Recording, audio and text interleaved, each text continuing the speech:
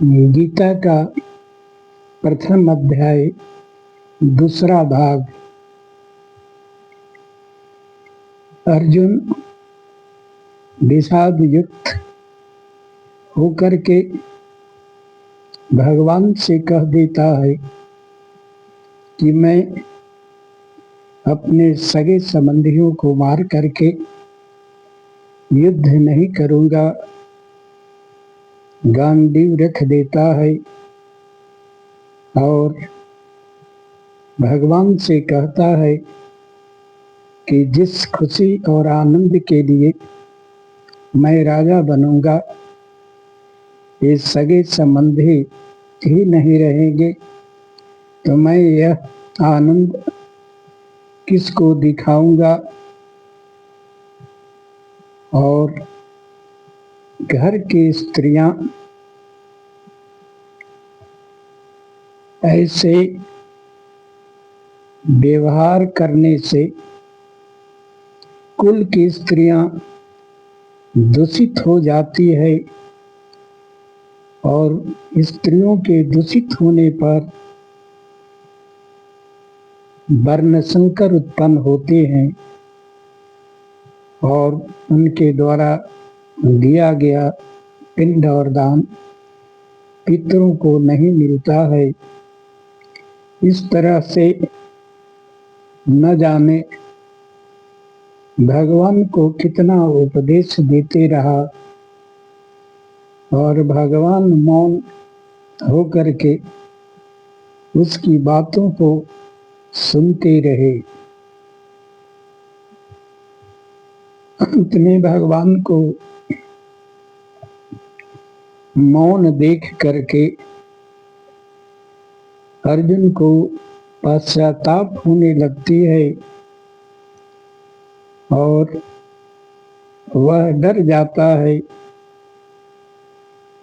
कि सारे ज्ञान जिससे उत्पन्न होते हैं, वेद भी जिनके श्वास से उत्पन्न हुए हैं, उन्हीं भगवान को मैंने न जाने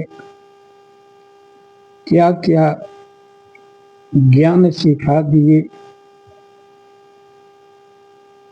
इसलिए वह डर जाता है और भगवान से कहता है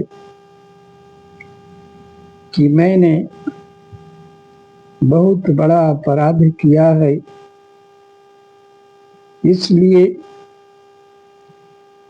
शिष्यस्ते, मैं आपका शिष्य हूँ। साधिमाम प्रपन्नम, मैं आपके शरण में आया हूँ।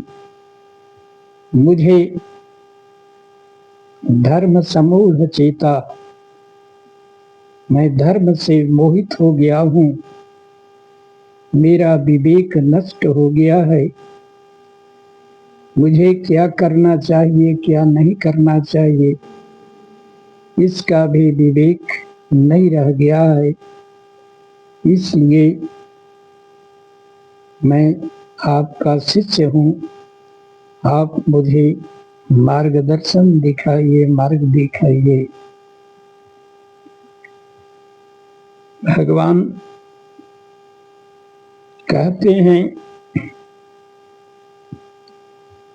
कि यह विषम परिस्थिति में यह ज्ञान जो है, बात तो तुम विद्वानों के जैसा करते हो और काम जो है मूर्खों की जैसा करते हो।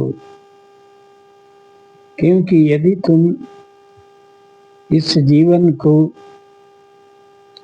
जीने और मरने वाला समझते हो, तो यह जीवन आत्मा अमर है।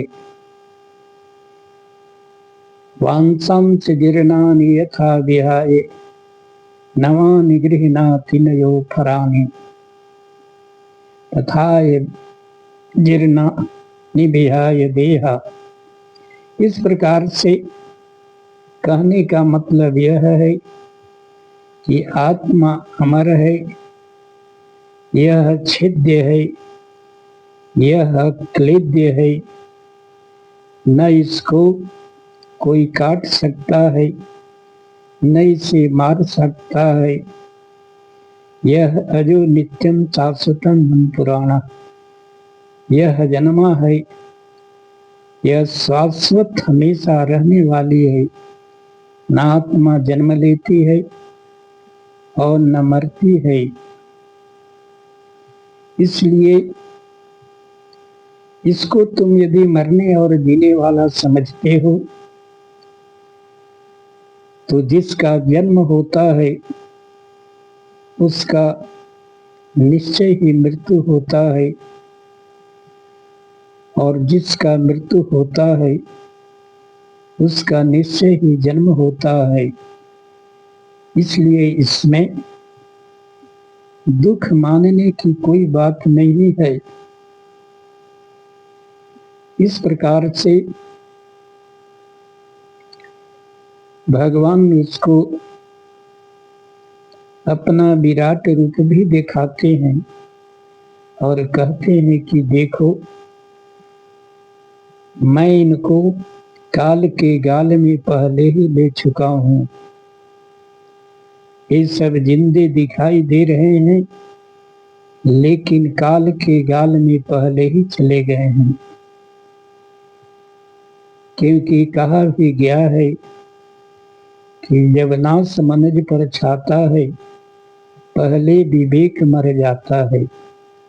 इनका विवेक पहले ही मर गया है, और मैं इनको, तू नहीं भी मारोगे तो भी मैं इनको काल से ग्रसित कर लिया हूँ। जैसे फतिंगे दीपक पर जा करके अपने प्राणों को उत्सर्जित कर देते हैं, वैसे ये मूढ़ पापी अधम लोग काल के गाल में चले गए हैं। तुम तो केवल निमित्त मात्र बन जाओ। निमित्त मात्रम भव सभ्य साची। इसलिए भगवान जब समझाते हैं तो अर्जुन का भ्रम और मोह दोनों दूर हो जाता है, और वह गांडीव उठाने के लिए, युद्ध करने के लिए तैयार हो जाता है।